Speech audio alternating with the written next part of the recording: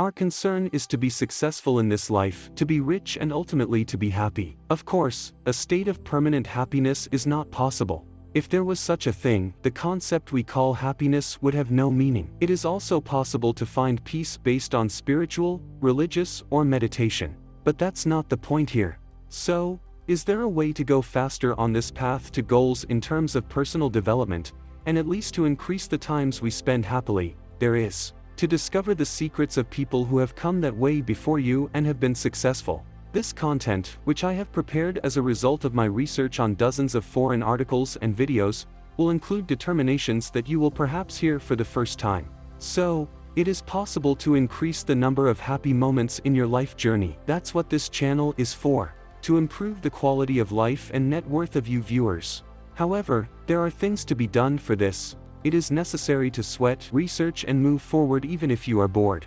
At this point, the best way to take a shortcut is to take something out of the lives of successful people, capturing the habits and principles that make it possible for them to succeed.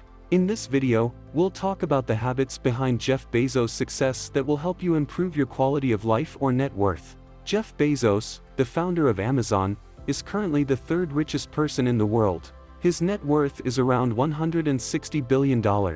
This is a huge amount. When he divorced his ex-wife, Mackenzie Scott, he left about $40 billion to his wife. This makes her one of the richest women in the world. Bezos named the company he founded, Amazon, in reference to the longest river in the world. In a way, he wants to show the size of the company he founded. Its first slogan was the world's largest bookstore. At first, Amazon only sold books. Of course, he had thought of other names as well. Another of the names he contemplates is Relentless.com. Still, when you click on this address, you are redirected to Amazon. I think it would not be wrong to say that Amazon is the pioneer of online shopping as we know it today. In an interview, Bezos stated that they focus on the long term and unlike other companies, they target customers, not competitors. This is one of the biggest features of Amazon and Jeff Bezos. However, there are more important secrets that will add value to your life. Let's dig a little deeper for this. Long-term thinking skill. This topic actually deserves a separate video. Focusing on short-term goals is common, but it is the long-term goals that bring real success. As in the Marshmallow Experiment, we cannot bear to wait for the second marshmallow. This prevents us from getting satisfactory results. For those who don't know, I would like to briefly talk about this experiment. Preschoolers are left alone with a marshmallow in a room and are told that they can eat one marshmallow if they want, or as a second option, if they wait 10 minutes without eating this marshmallow, they can get 2 marshmallows. When the academic achievements of children waiting for the second marshmallow are examined in their future lives, it has been observed that they are more successful. Bezos focuses on long-term goals. When the Amazon founder was asked if he was aware of the extraordinary increase in revenues, he said he had already forgotten those numbers and focused on a few years ahead. He knew that when computers were similar in size and shape to microwave ovens, the internet would revolutionize the retail industry and soon people would be shopping online. Bezos refrained from taking action before the scene was ready for it, because it would only benefit in the short term. He knew very well the points he wanted to reach with his innovative projects. If people think long-term, we can achieve things we couldn't otherwise achieve. It seems to me that we as a species need to start thinking more long-term. Jeff Bezos, accept short-term losses if necessary. Don't be afraid to make decisions that will reward you in the future.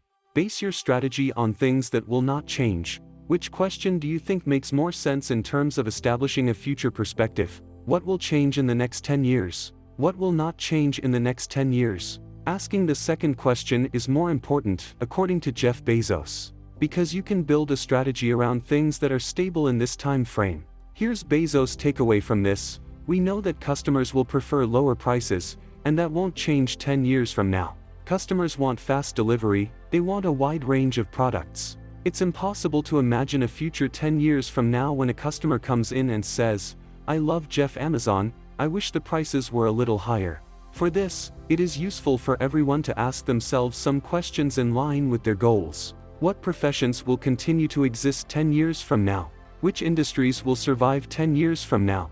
Which investment instruments will continue to attract attention 10 years from now? Or 10 years from now, what work will I continue to love doing? Surround you with quality people. Amazon has a long recruitment process. It is not very important that the answers given to the questions asked during the purchasing process are correct. The important thing is to determine whether you have critical thinking skills. Many large companies are already doing this. Every time we hire someone, the person we hire has to raise the bar for the next hire, so the overall talent pool is constantly evolving, says Bezos. I do not look at this issue with an approach that only the quality of employees is important for a good company. Just like a kind of recruitment process, we need to surround ourselves with quality people. After all, we are the average of the 5 people we spend the most time with. Everything that happens around us shapes us. In the environment you are constantly in, a common point is formed. It is that over time, people become more and more similar to each other. This is not just about clothes and attitudes. Our brains also undergo transformation. In other words, we start to synchronize with the other brains we spend time with. 2 pizza rules. Making a meeting or a presentation with PowerPoint has almost become a ritual, especially in business life. Whereas in Amazon, discussions and meetings begin with a written argument. Anyone wishing to present a new idea should first distill their thoughts into a 6 to 7 page document. Before any decision is made, those involved, including Bezos himself, should take the time to read and review it. Another rule Bezos came up with is the rule of 2 pizzas. No team should be too big to fill 2 pizzas. According to Bezos, larger groups are less productive. Therefore, the company has organized its structure into less autonomous units. You see, it's not just about pizza. It is necessary to pay attention to those who go out of line, because it's often the radical or whimsical approaches to day-to-day work that create the most impact. Sometimes it's good to go into nervous mode of mind. At this point, I think it would not be wrong to evaluate this approach as follows. When you need to make an important decision, it may not be a very healthy approach to consult with too many people. You are likely to be even more confused. Instead, it may be more appropriate to get ideas from less people whose approach to life you like. Sometimes we overlook the radical thinking mentioned here. The question to ask is, how can I think of it differently? By exaggerating if necessary, by using the imagination that we lost but used frequently in our childhood. These are the lessons I learned from Jeff Bezos. Others are a bit of tabloid issues. We said at the beginning that you need to research, sweat, and keep moving forward even if you get bored. I think we have put another stone on this path of progress. We have to put another stone, we have to move forward by putting it on. As the poet says, defeat, there is a growing victory. Even if you are defeated, that journey is victory. And learn from experience. Some suffer, become wise, some suffer and end. What your experiences add to you is basically up to you. I can say the following about this content. If this video didn't affect or benefit you, my lesson is that I made a mistake somewhere. I reconsider how I can produce better quality content. But my advice to you is to learn your own lesson in this life. Yes, we have come to the end of the video. Thanks for watching. If the video was helpful, don't forget to hit the like button and subscribe to our channel. If you have any questions, you can specify in the comments section. Also, do not forget to indicate your content suggestions. See you in the next videos.